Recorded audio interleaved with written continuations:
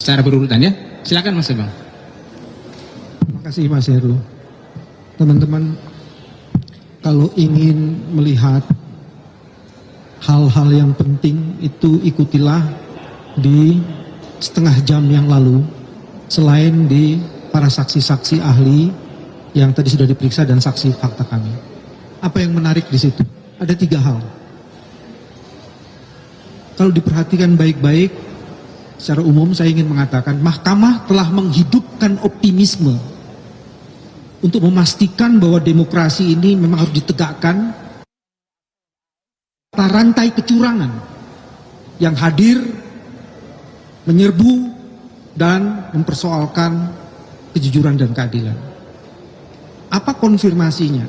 Coba perhatikan baik-baik. 1, belum pernah terjadi dalam sejarah Pilpres penyelenggara pemerintahan itu diundang, belum pernah terjadi. Ever in the history of the law enforcement in Indonesia, dalam konteks election of the president, dipanggil dan mahkamah memutuskan untuk memeriksa sendiri. Tadi poinnya itu. Jadi nanti kami tidak akan bertanya, tidak bisa bertanya karena mahkamah yang akan. Itu sebabnya tadi mengatakan mahkamah telah menghidupkan harapan. Itu bagian pertama.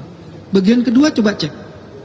Dalam sejarah Pilpres yang namanya Bawaslu itu jarang sekali diminta klarifikasi konfirmasinya atas berbagai pernyataan yang menyatakan ada begitu banyak pelanggaran terjadi. Belum pernah tuh. Sekarang diminta. Karena kalau saya memandang sebagai juris, saya memahami bahwa mahkamah ingin sungguh-sungguh memeriksa every single evidence. Terutama itu yang keluar dari Bawaslu. Karena Bawaslu itu adalah pengawas pemilu. Rilisnya itu menjelaskan ada ribuan masalah. Dan ribuan masalah itu mengkonfirmasi prinsip-prinsip dan azas-azas pemilu tidak sungguh-sungguh terjadi dengan sangat optimal. Itu poin yang kedua yang paling menarik. Poin yang ketiga yang juga sangat menarik, tadi teman-teman lihat,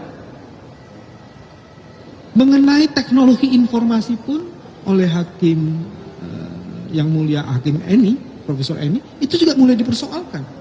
Selama ini yang namanya teknologi informasi KPU, itu seolah-olah KPU itu tidak pernah atau kebal terhadap audit forensik terhadap sistemnya dia. Makanya kemudian Profesor Eni dengan sangat cerdas mengatakan apa sih bedanya situng dan sirekap. Bedanya gede banget. Terus kesamaannya apa? Sama-sama bagian dari sistem kecurangan. Ini versi saya, bukan Profesor Eni. Jadi itu sebabnya Profesor Eni mencoba mengklarifikasi, mengkonfirmasi sistem itu. Dan ini juga lagi-lagi pada saat 2019 itu tidak pernah dianggap teknologi informasi itu. Teman-teman, kenapa yang mesti diomongin? Sirekap itu sebenarnya satu sistem yang dipakai untuk mengontrol rekapitulasi manual. Jadi dia penting banget itu. Coba lihat tadi teman-teman, hampir semua ketika mereka memeriksa itu sirekap yang dipakai dasarnya. Tapi begitu perhitungan dia pakai rekap manual. Pertanyaannya seperti tadi pagi saya kemukakan, apa jaminan kita bahwa hasil itu originalitasnya bisa dipertanggungjawabkan? Tidak ada jaminannya.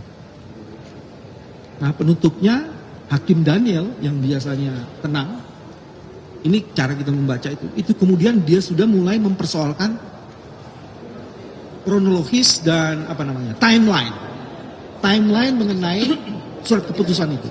Karena melalui ahli kami bisa membuktikan proses perjalanan penetapan calon Gibran itu melanggar undang-undang.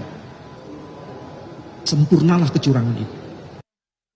Jadi teman-teman di ujung ini menarik. Nah soal saksi fakta kami ada yang menarik. Memang sulit sih ya kalau lawyers yang tidak di Mahkamah Konstitusi. Jadi ada pertanyaan-pertanyaannya yang menurut saya sih kasihan sekali. Cuman ya sudahlah kita hormati karena sesama kolega gitu kan. Terus ada juga yang penting untuk dikemukakan dari seluruh proses pemeriksaan hari ini, kami meyakini harapan itu makin terbuka dan kita ada di jalan terang dari sebuah lorong yang gelap. Mahkamah tengah menghidupkan optimisme, dan optimisme itulah yang akan menjemput harapan. Selamat datang kemenangan.